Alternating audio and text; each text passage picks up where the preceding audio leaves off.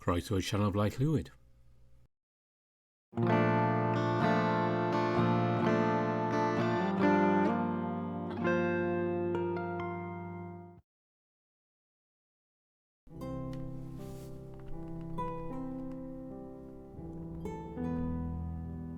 You all come back eventually.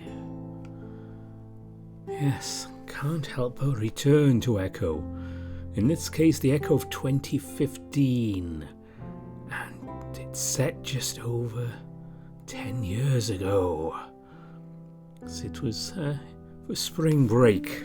Chase went to Echo. Yeah, it's been a long time.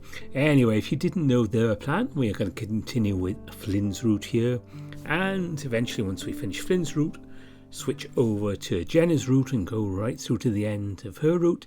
So that means we have, I don't know, maybe 95-96% of Echo recorded. Carl's bad ending, Leo's bad ending, Jenna's bad ending. And I believe there's a scene which we won't see because I made a certain choice ages ago. So I haven't even seen it, but I believe it exists. We won't be seeing, but most of it, so maybe 98% here. Someone can actually work out the math sometime if they want. But anyway, we left Chase doing some research at the town hall, and let's pick things up there.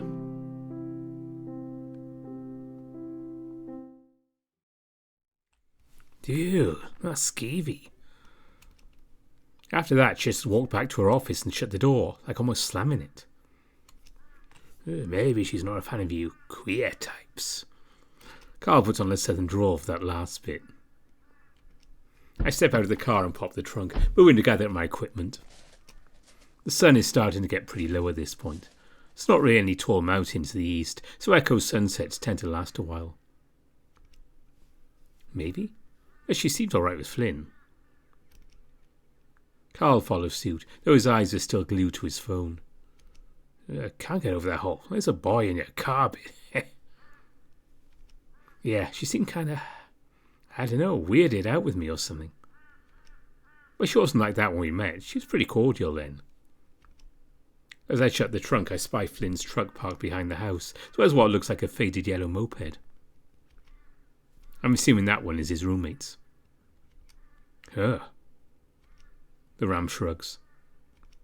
You are kind of weird. Maybe you do that staring thing you do sometimes. I blink. The what? Oh, never mind, man. I frown. Carl looks out from his phone long enough to catch my expression. I'm just kidding. Just making fun of Flynn's whole dressing you down back the river. Carl smirks. His eyes are no longer glazed over. It actually feels like he's looking at me rather than 1,000 miles away. We make our way up to the front door, Carl tapping away at his screen. I'd imagine my house was even bigger back in the day, though. My parents already have more rooms they know what to do with. Right, we got 3 spare bedrooms, right? But we never have any guests or anything, so they don't get used and just gather dust and stuff. Do your parents make you clean them? Carl rolls his shoulders, idly wiping his hooves upon the rough palm fibre floor welcome mat. Oh, sometimes. Knowing Carl, that means pretty much never. Once inside, the familiar hot, stuffy climate hits like a wool blanket thrown around me. What sounds like some sort of lo-fi hip-hop is playing in the background, what I assume is Daxton's room. The interior is dimly lit, with the exception of a bright white light coming from the ajar fridge. Daxton stands next to it, holding a block of pale cheese. Is this what you need? The salamander seems to be peering at us expectantly. No. He raises a brow ridge, craning his neck to look past us. I'm talking to Flynn. The healer's large self steps out of the laundry room beside us, looking to Daxton. Oh, sorry. Carl gives me a sidelong smirk. That's the provolone. The recipe needs to have arty. Flynn steps past us without much acknowledgement, moving the kitchen beside Daxton. You have a block of Havarti, but it's in the freezer. There's a little thing called a defrost setting on the microwave. Yeah, but you left the fish you caught all on top of it. The pack is sealed, that shouldn't matter. The whole freezer kind of reeks. Like I said, the package is sealed, that shouldn't matter. With a shrug to Carl, I move in and set my equipment down next to the kitchen island. I dig a seat on one of the wicker-top bar stools. Carl lingers in the entryway a bit before moving to sit on the stool next to mine. Flynn wordlessly goes to the fridge and grabs 2 bottles of light beer, popping the tops and setting them down in front of us. Thanks. Well, I'm not 21 yet, legally, you know. Flynn shrugs uncaringly before getting the beer for himself. Looking around, the countertops are pretty free of clutter beyond some Mesa Community College letters and a heavily used black notebook. The notebook is labelled World Building and Fictional History 204. A few water stains have shriveled the edges of the pages. Daxton places the provolone back in the fridge and places the allegedly fishy Havarti on a plastic cutting board. Meanwhile, Flynn is now at the sink washing vegetables. Daxton grabs a small knife and finally glances back at me. Welcome back, Chase. I wave a bit limp-wristedly. Hey. He smiles, then shifts his gaze to Carl. The Ram looks up from his phone a little apprehensively. And, hey, I've seen you before, but I forget your name. Sam, something? Carl. He answers, his voice quiet. Oh. Well, good to meet you. Usually Kendra and Nadia real quick, like when you do come by. Carl shrugs. Yeah, same. The Ram's gaze flicks back to his phone, Carl typing something. Daxton frowns slightly before shifting his focus back to cheese cutting. Looking over, it looks like he's texting. The contents of said message being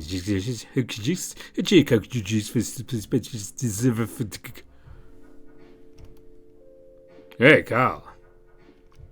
Flynn looks over his shoulder, scrubbing at what looks like a cucumber. You got your outfit picked out for the interview on Saturday. Oh, yup. Wait, what? Carl, you have a job interview? Yup. I find myself smiling a bit. Carl didn't tell me about this at all. I'm surprised he didn't mention it earlier. That's great. Oh, where at? Carl stops typing, his lips pulling a bit tight around the edges of his muzzle. Oh, it's in Peyton. Peyton Print and Design. I'd be like printing copies and making people posters. Oh, the print shop by the mall? I know of it. What do they pay? Oh, minimum wage. Not that it matters, though. Daxton looks slightly confused. I turn to him. Carl's parents are pretty well off. Flynn stops what he's doing, going to the fridge and taking out a box of strawberry popsicles. He drops it down the counter beside Daxton, the salamander startling some, looking to Flynn, then the box. Flynn points to the hen's ice cream label above a logo of a weather vane with a chicken on it. Carl's parents' company. Daxton lets out an astonished huff, looking for some sign of fib on Flynn's muzzle. No way. Way, I'm the ice cream boy. Daxton blinks, seeming to look at Carl in a new light. That's really cool. Carl looks off to the side, then back to Daxton. Oh, glad you think so, I guess. Flynn takes the popsicles back to the freezer, returning to his station at the sink. Just make sure the clothes you get all fucking fit right. Can't remember the last time we saw you dressed up. It fits, dude. My parents drive me all sorts of black tie event stuff. I have to stand around and lie about my career goals. You haven't done that in ages. I went to the charity gala thing 2 years ago. You mean 20 pounds ago? Well, most of it's muscle. I'm not calling you a fat lard ass. I'm saying that when it comes time for the interview and you come with a hoodie and cargo pants, they're going to think you don't give a fuck. I mean, I kinda don't, you know. Oh, the fuck you don't. You're really looking forward to disappointing the shit out of your folks again? I'm used to it. Jesus fucking Christ. Daxton and I exchange an awkward glance. I'm half tempted to follow Carl's lead and start pretend texting. You worked at the freight warehouse for years and were miserable. Can't blame me for not looking forward to the same sort of thing. Carl feigns a raspy chuckle, though by the jittering of his hooves against the bar stool it's apparent he's tense. And I have my own house. I see his slitted gaze shift briefly to Daxton. Looks like he's concentrating very hard on cheese cutting. Mostly. I'm from design. That's basically works on all the same computer shit you do for your art crap. Seeming to note an opportunity to defuse, Daxton chimes in. You're an artist, Carl. Oh shit. By like loosest definition of the term, I guess. Flynn just rubs his temples some, shifting his attention back to cooking.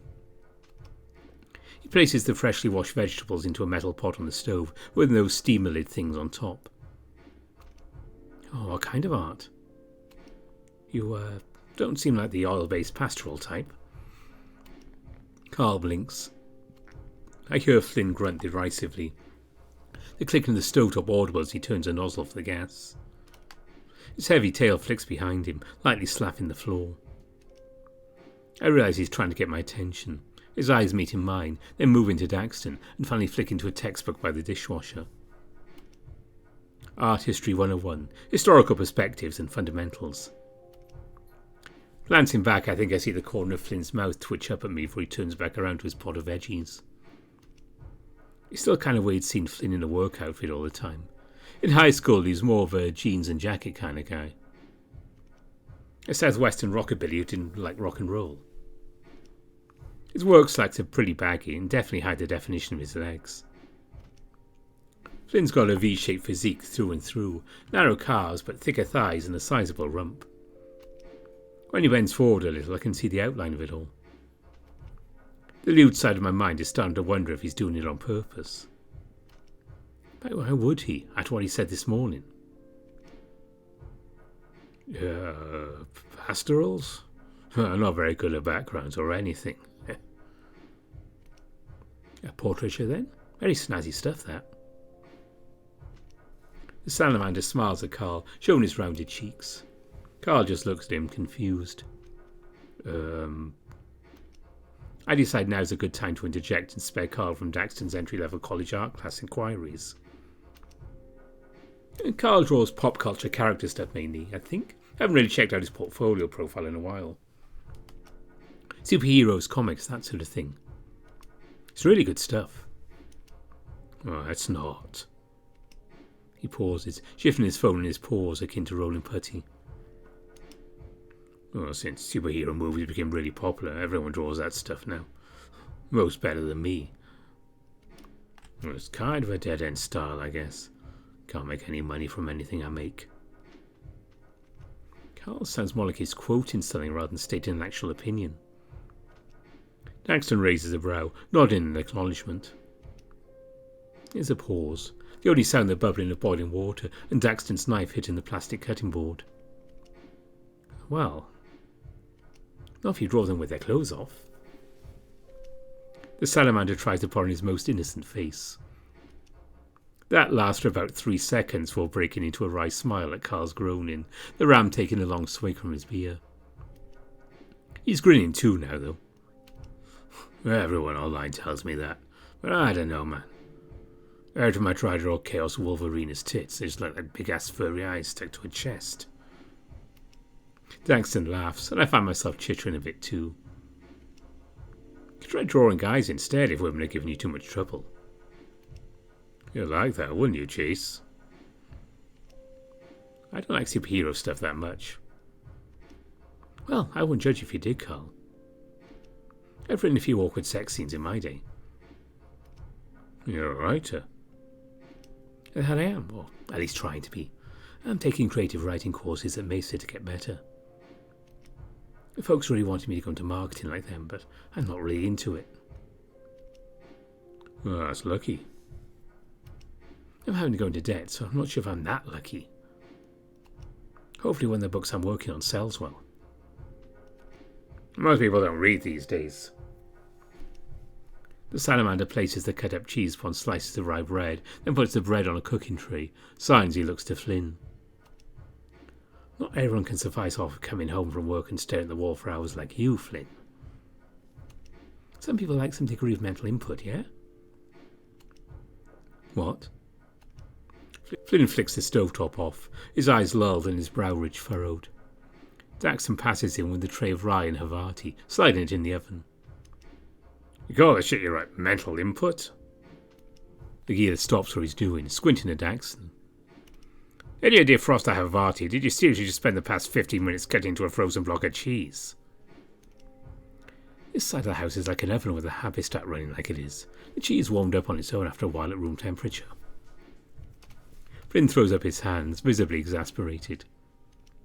It would have taken you 15 damn minutes to cut a few slices of cheese, you just defrosted it. Are you in a rush or something? What do you mean about him staring at the wall for hours? The salamander looks standoffish now, his arms crossed. A question seems to have been ignored. Might be. Yeah, Daxton, what sort of stuff do you write? Surprisingly, Carl's the one to butt in this time. Daxton turns, getting out some plates. How many science fiction and fantasy? You know Adastra, right? Carl takes another drink of beer, rubbing his beard in thought. Well, sort of. I don't really watch it myself. It's the space exploration starship show from the 60s with the sexy aliens. Daxton snaps his fingers. Yes, that one. You'll draw a lot of porn of them. I'm aware. Anyway, I used to watch a lot with my little brother growing up. I got into the whole peace in the cosmos through science thing something fierce. The stories for each episode were based on real science. The salamander finishes setting out the plates, bumping his fists together and smiling a bit sheepishly. I'm taking a few physics and engineering courses at Mesa to try and better understand it all for my own writing. Oh, it makes sense. I also really like the whole diplomacy part. The ultimate goal of all first contacts was peace and learning. You don't really see that much anymore. Yep. Like, this one episode from season 6 of Frontier is a really good example of that, and it really inspires a lot about what I'm writing in my story. My phone vibrates in my pocket. A message from Leo. Hey, you're not at the hotel? A sort of sinking feeling takes hold in my chest. I can feel Flynn looking at me from over the counter as I tap my reply. Oh, with Carl, Dax and Flynn, about to eat dinner. When I look up again, Daxton is still chatting away to Carl about the Adastra episode, but I'm not really paying attention anymore. He's serving up the steamed vegetables and the fancy cheese bread fresh from the oven. The bread looks a little burnt around the edges, but maybe it's supposed to be that way.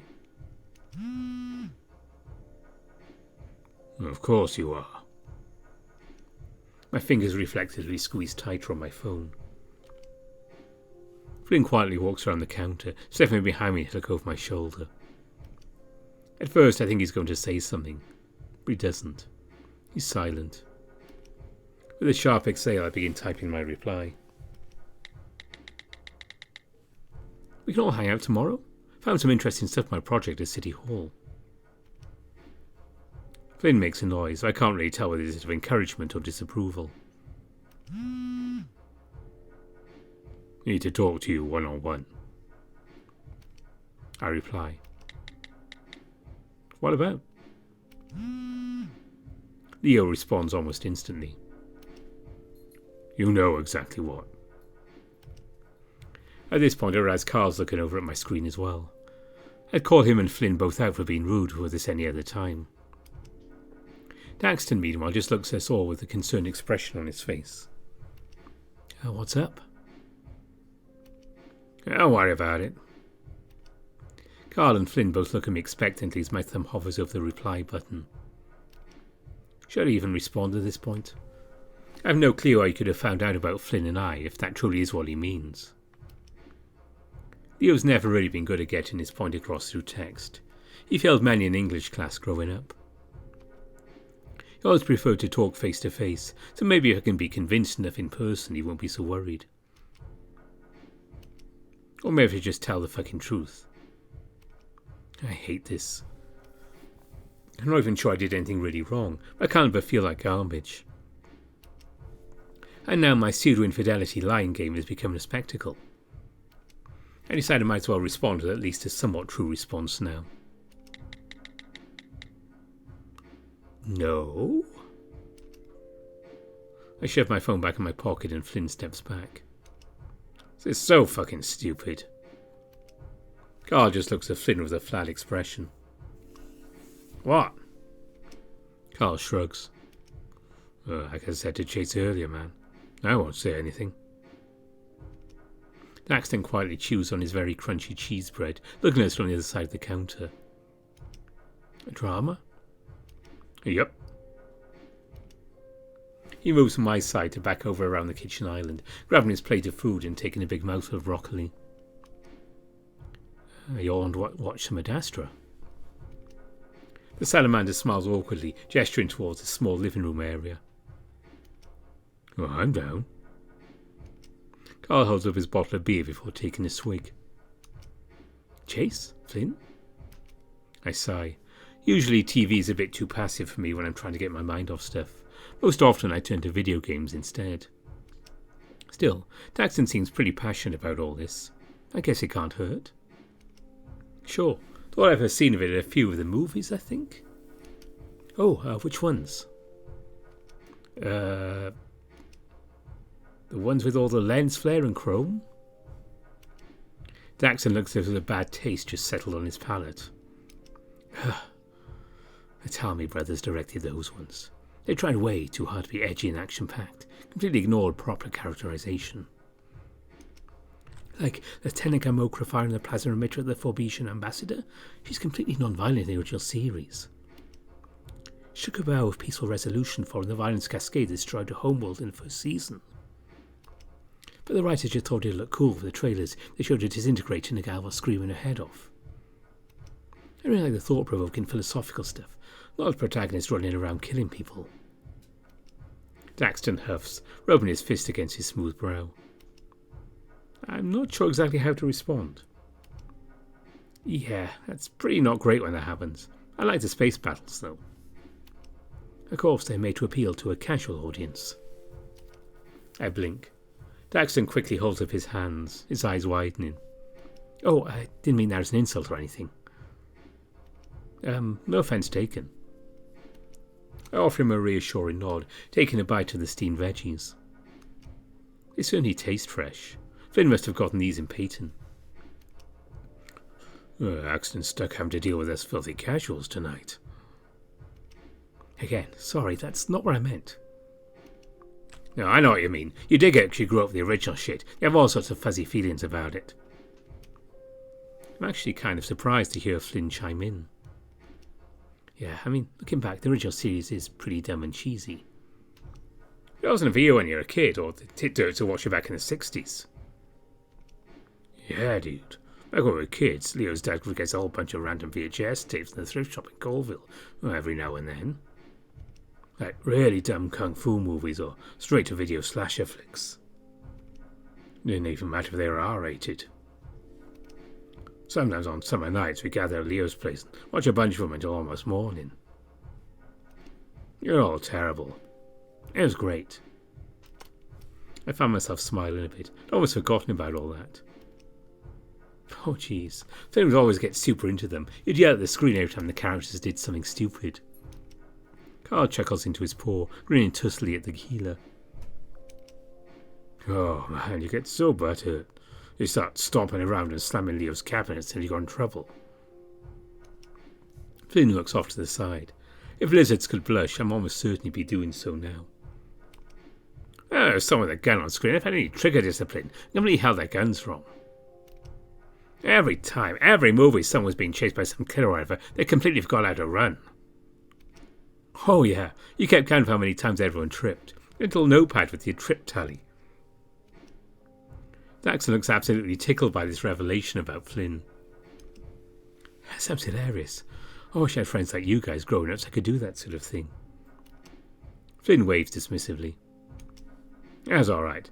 I remember we could never do it when TJ was around. Satanic propaganda and all that, right? Yeah, he'd been fine with it if we eased him into it.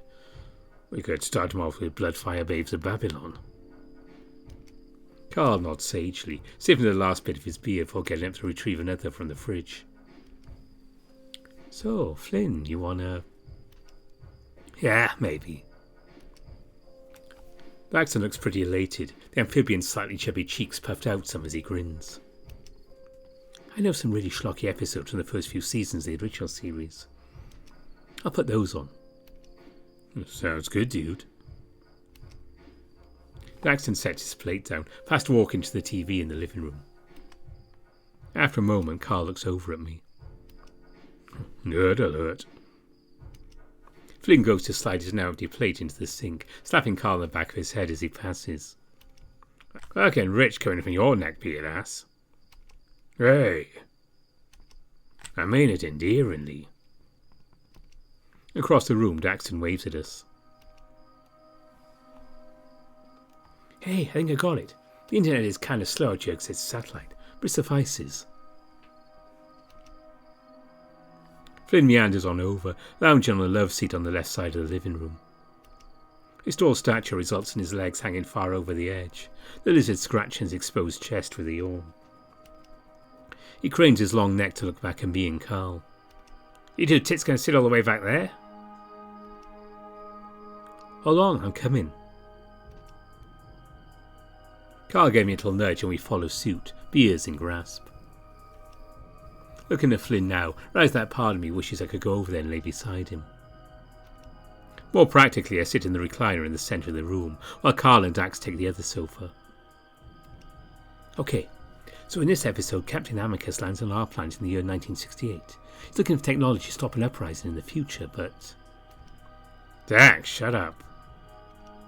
No spoilers, dude. Alright, fine.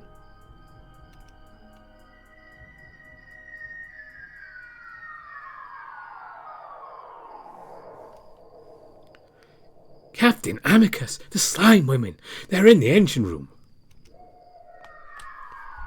This leaves me no choice, Cadet. Activate self-destruct protocol Baco 19er. But Captain... There's no time to debate. Get to the escape pods. Captain, the test results just came in. They aren't slime women. They're cell women. They're multiplying as a result of some sort of cancer-like phenomenon. My God, Cadet, this changes everything. Deactivate self-destruct protocol. If these are cells, then our ship is one sick patient. Cadet, flood engineering with radiation pulses at 3-second intervals. Maximum output. Don't understand why the cell women have these tits. Why are they women in the first place?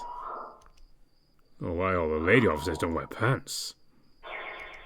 Carl takes another glug of his beer, this being his third so far from my count. I said it's going to show you the bad ones, guys. Daxton looks a bit defensive, leaning forward on the edge of his seat, his plump tail wrapped around the armrest. Carl lightly chucks a throw pillow at the salamander. I'm not complaining, dude. He laughs a little and Daxton eases, chucking it back at him with a bit more force. Carl takes the blow like a champ, in the regard that he doesn't even react beyond smiling goofily. It's surprising to see Carl comfortable like this around a stranger. I can't ever feel kind of happy he can still come out of his shell every now and then. It's fucking dumb. How does anyone take this shit seriously? They don't.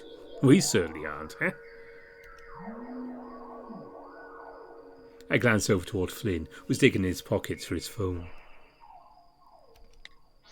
He taps the unlock button, squinting at the bright screen. The black and orange scales on his face seem to glow silver and yellow in the light. I find myself leaning forward a little, trying to read the tiny text on the screen. It takes me a moment to realize that Flynn isn't looking at the screen anymore. He's looking at me. He huffs, moving the screen away from my view before beginning to text something. Is it? No, it's not Leo. Flynn stares at his phone, some sort of expectant expression upon his muzzle. Hey, I don't mean to be all prying and such, but who's Leo? Daxton seems to be asking me this. My ex. Flynn glances back for a moment, though says nothing. Oh, Leo's a guy. Yes. Cool. The salamander frowns in acknowledging fashion, nodding his head with some before refocusing his attention back to the TV. Captain Amicus is in the midst of being attacked by the slime women. Even with the prosthetics and lighting, I can tell all the slime women are actually just a bunch of amphibians in green body paint. Flynn's phone vibrates again. He taps at it, clearly not much of a fast texter. After finishing his text, he hastily shoves the phone back into his pocket. I'm heading out. He pushes himself up from the couch, unruffling his shirt while meandering over toward a bowl on the kitchen to get his truck keys. Wait, what? Come on, Slithead. Daxton briefly smirks at Carl's turn for seconding. Yeah, it's actually pretty fun. Where are you going? Should get back to my tower before the others start bitching. I feel my face grow hot, my fist starting to clench. Okay, maybe drop the mysterious act, asshole. Flynn just heads off to the front door, swatting his tail against the kitchen island and flicking me off as he exits. Flynn! He's out the door without further comment. I can hear the chirping sound from his truck outside as he unlocks it. Oh, fucking moody, right? I think something's up with him. Carl shakes his head. Yeah, he's just trying to look cool. It isn't working. Leo gets uncomfortable with casual social stuff, I think. He's 25 years old. This is bullshit.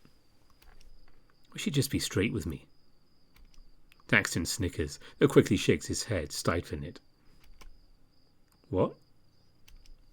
Oh, if he's being straight with you, you wouldn't be getting so pissed about this, I think. Straight, as in you two not macking on each... I get it.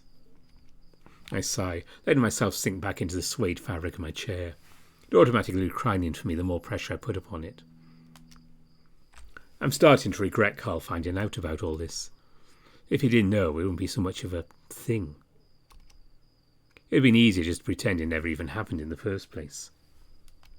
And I wouldn't have to deal with lying to the guy I loved for most of my teenage life. I'm going to hit play again if that's all right. I'm staring at the ceiling now. I can feel them both looking at me. Now go ahead. I'm just going to close my eyes for a little while, okay? Gotcha, dude. We'll wake you if something cool happens. So I'll wake you in the morning. I gotta be a BRB. I shut my eyes and hear the trademark Adastra music resume. A large paw gently pats my shoulder, followed by audible hoof clops on the kitchen floor behind me.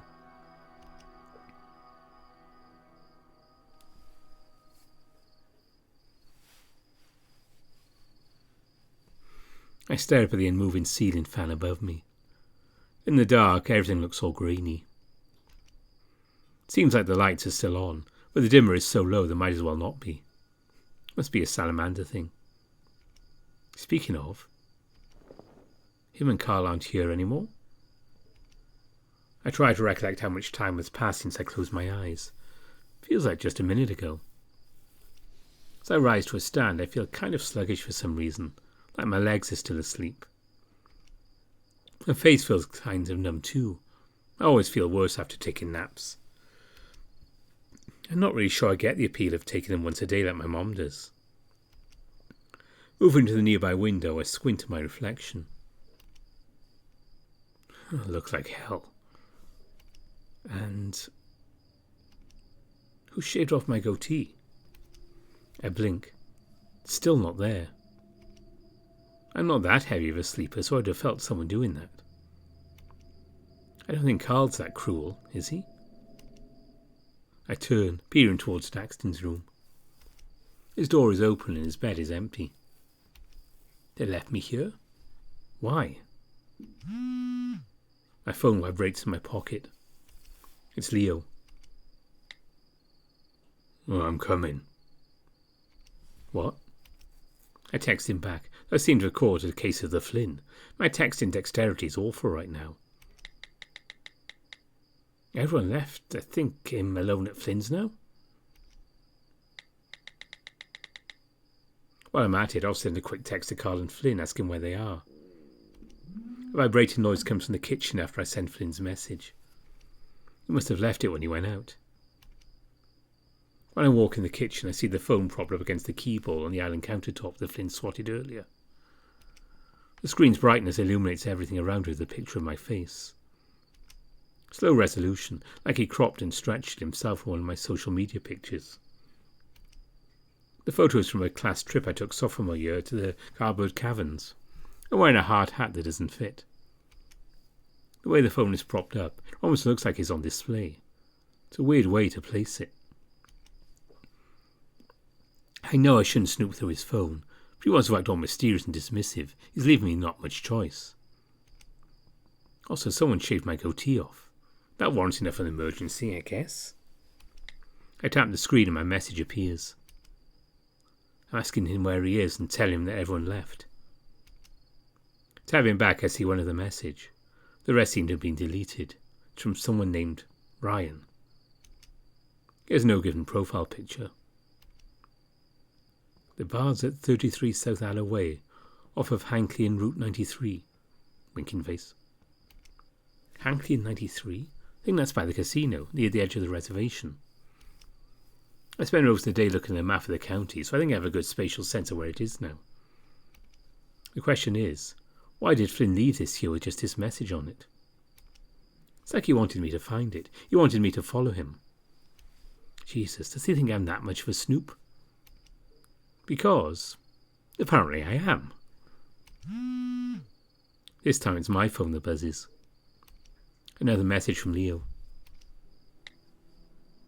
Hey. Huh? I tap a quick response. Have to go. Sorry, Leo. I shove my phone back into my pocket and head outside. It's actually nippy out in comparison to the heat of the day.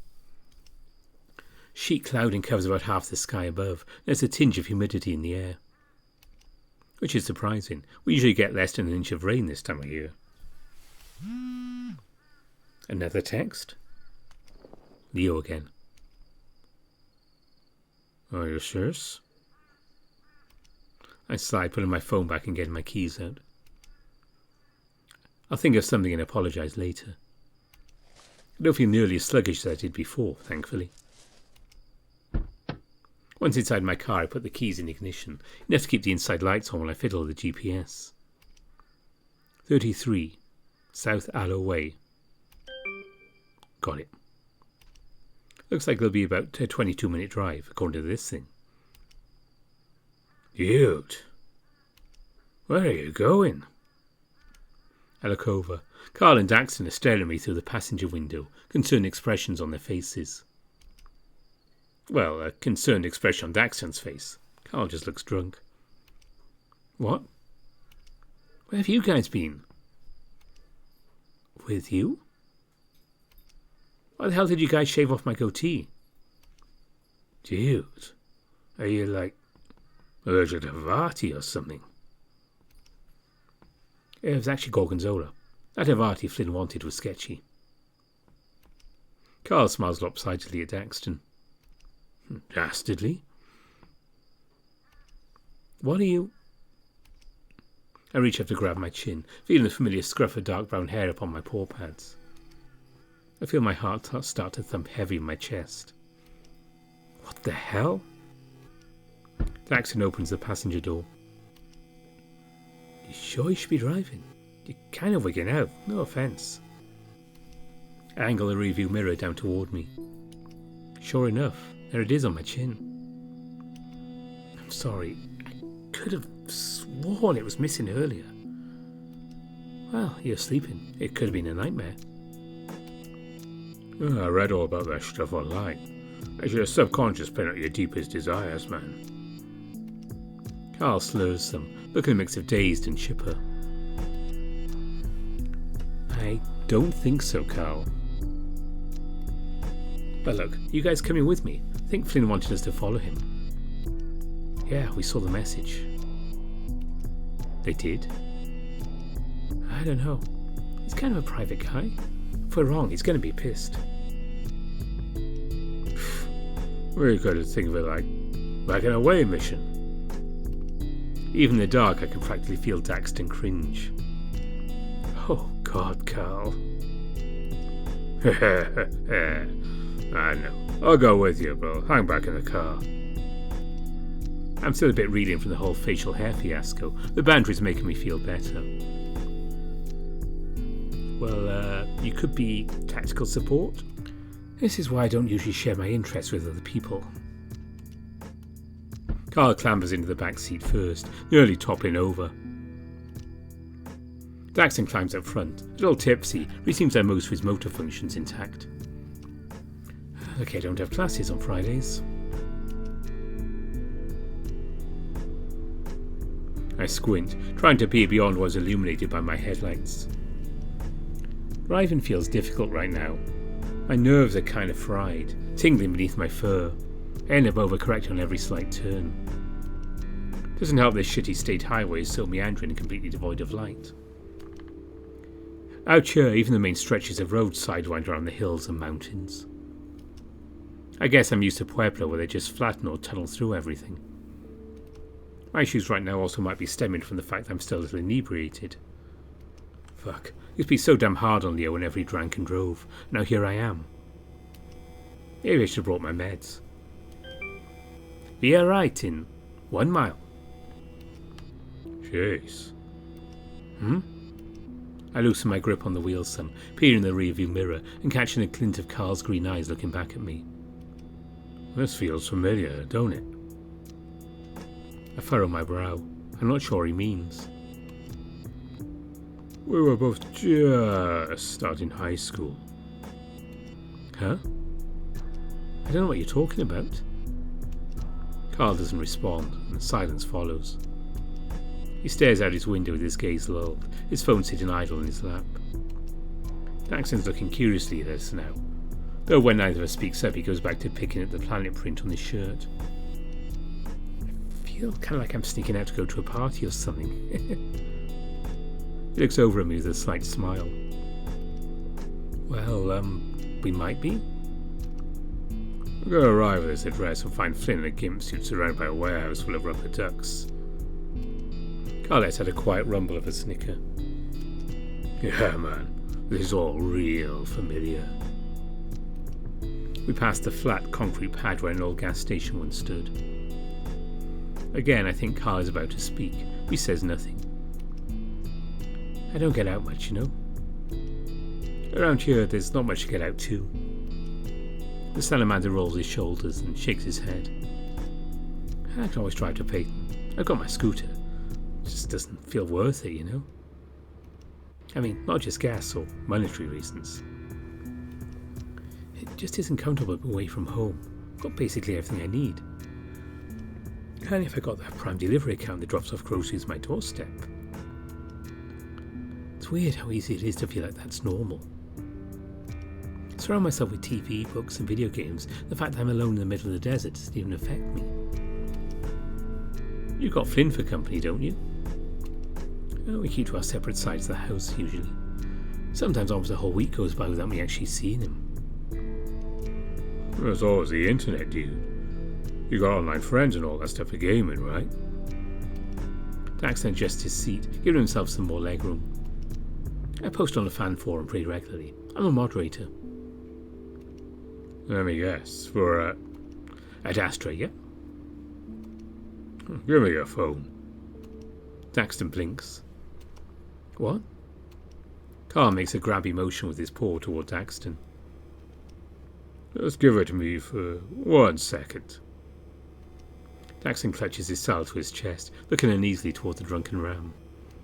Don't worry. I'm not going to go through your messages or nudie pics. Who do you think I am, Chase? That one stings a bit. Ass. Daxton slowly relents, keeping a close eye on Carl as he gives him his phone. He taps it in silence for about 15 seconds before passing it back. You got me in your contacts. Also won't mind using it for games and stuff you ever want to play together on a PC. Oh, thanks. The salamander quickly checks the screen before looking back to Carl. I'll send you a message or something when I get home if you ever want a game, or if I need to hook up with some ice cream. Carl makes a little flubbering noise with his mouth. I should buy your service, dude man. Service. Daxton titters some, shaking his head. It's just killing the last part. I would never do that. I mean, you just get sick of hearing that all the time.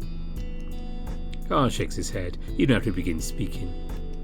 I don't like to tell people that shit very often because it's awk, you know?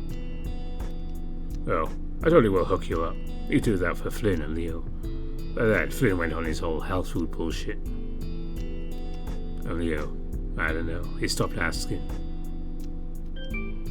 Via, right. My arm stiffened and I swerved on the off-ramp with more gusto than I meant. I felt the other's eyes on me and tried to act casual. Looks like this is it up ahead.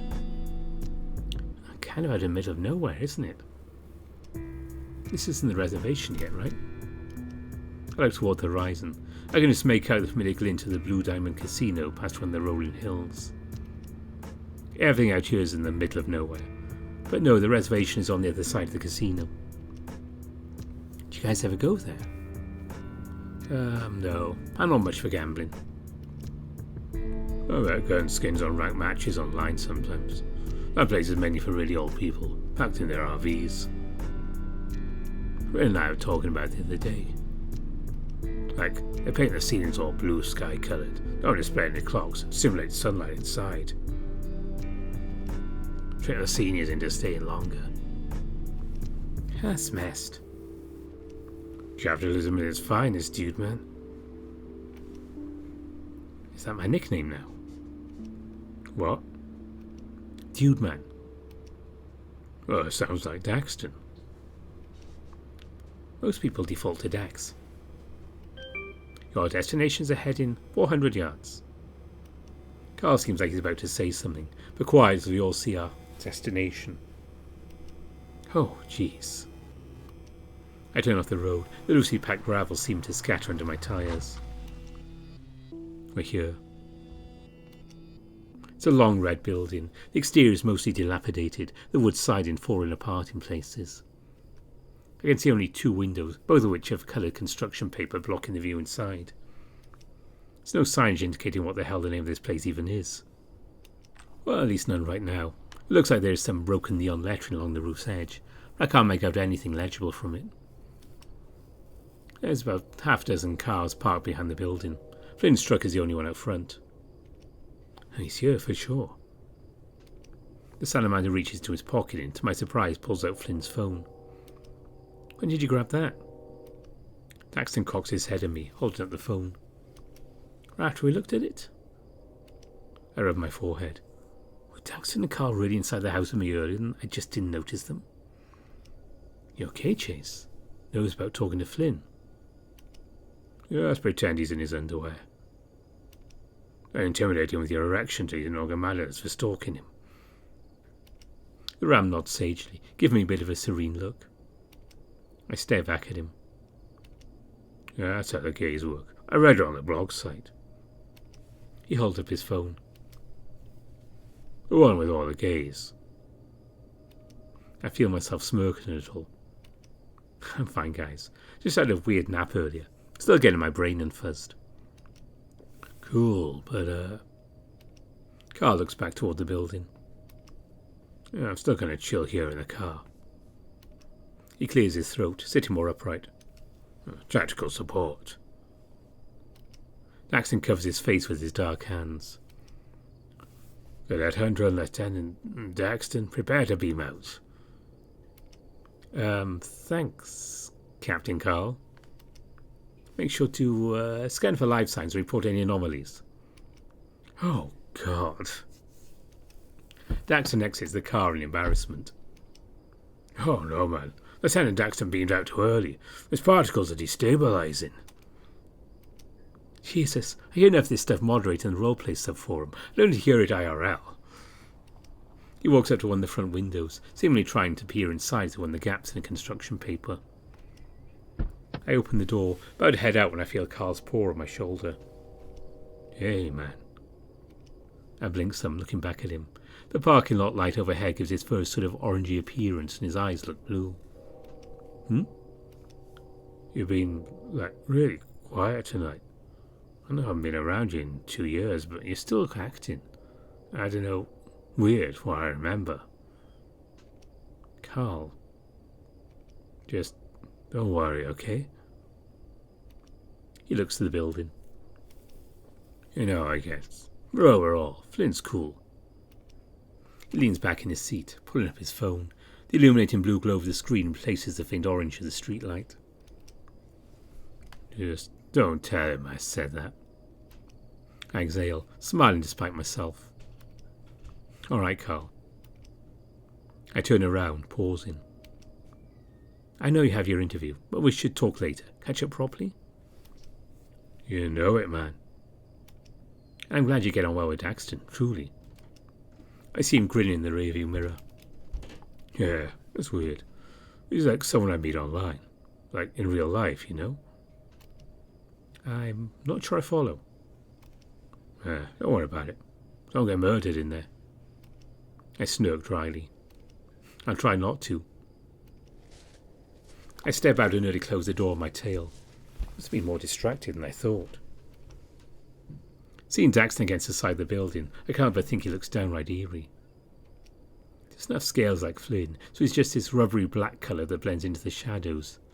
A species as that sounds. When he turns toward me, his eyes stick out like headlights in the night. Hey, Chase, check this out. He beckons me over towards a small metal sheet by the door. I step closer. Some words are engraved in the front.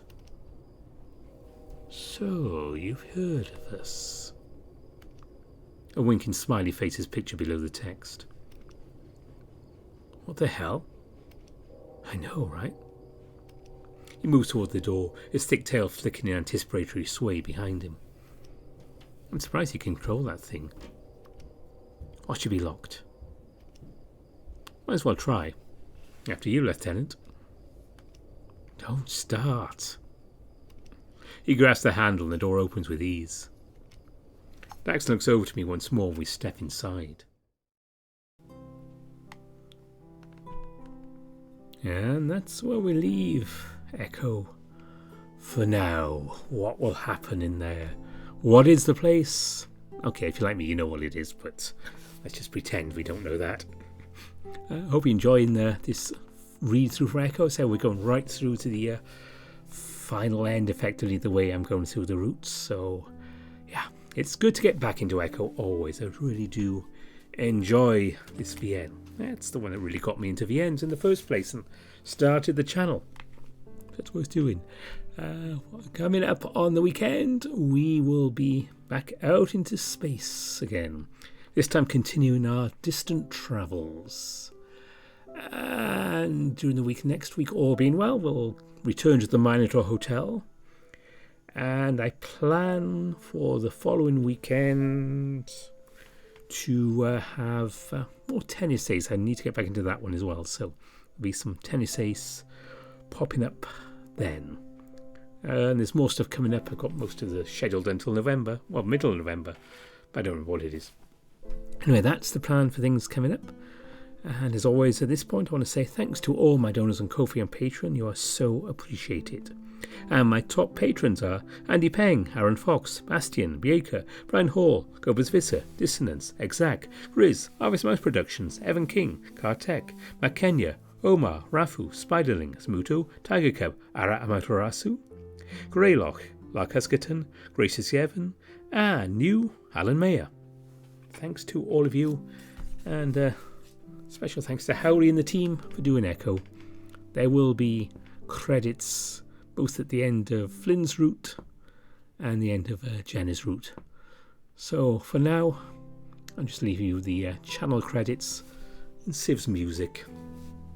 Thanks for watching. Bye for now.